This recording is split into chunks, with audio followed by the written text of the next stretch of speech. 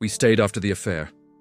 They met in Houston, at a Juneteenth festival, music loud, sun blazing, black love everywhere. Darius saw Nia arguing passionately at a voter registration booth, not yelling, educating, fierce, smart, beautiful. He leaned over and said, "Ma'am, if you argue like this in relationships, I'm scared already." She laughed.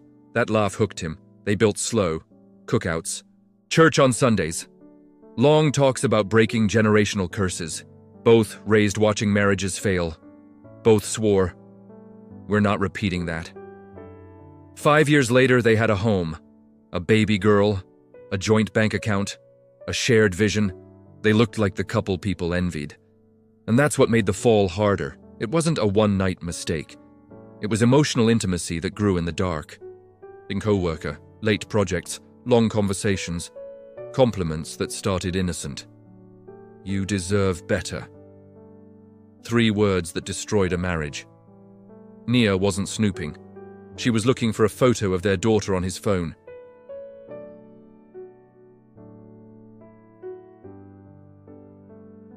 She felt her chest collapse. 10 years. And this is what forever looked like. She didn't cry immediately.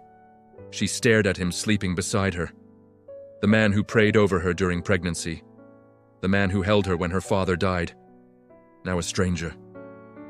The house became quiet. No yelling, no plates thrown, just silence thick enough to choke on. He tried explaining. It didn't mean anything. That made it worse. If it meant nothing, why risk everything? Nia said something that sliced through him. "You let another woman borrow the husband I prayed for." He broke.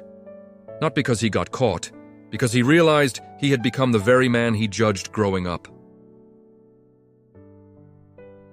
Nia started packing, not dramatically, methodically, folding clothes like she was folding away 10 years of hope. Divorce stopped being a threat. It became paperwork. The turning point wasn't flowers, it wasn't tears, it was confession. Ugly confession, Darius admitted. "I felt invisible. When the business failed, I felt like I failed you. She made me feel respected again." Nia fired back. "I stopped encouraging you when I got tired. I started resenting you."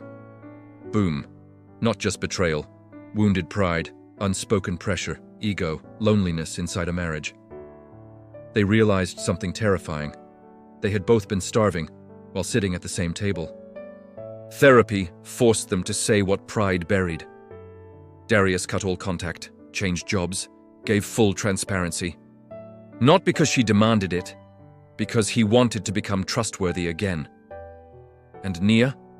She had to decide something even harder. Would she punish him forever, or allow him space to rebuild? Here's the uncomfortable truth. Some affairs destroy marriages. Others expose cracks that were already there. Staying isn't weakness. Leaving isn't strength. The real power is in accountability. Did he repent, or just regret getting caught? Did he change, or just apologize? Darius didn't just say sorry. He rebuilt discipline, communication, spiritual leadership. Trust didn't return overnight. It came back in small moments. Unlocked phones, hard conversations, prayers said with trembling hands. 5 years later, they don't brag about surviving. They protect what they rebuilt, because they know how close it came to dying.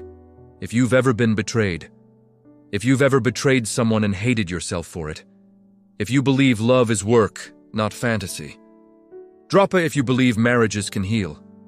Share this with someone who thinks one mistake always means the end. Follow for stories that tell the truth about love, not just the pretty parts.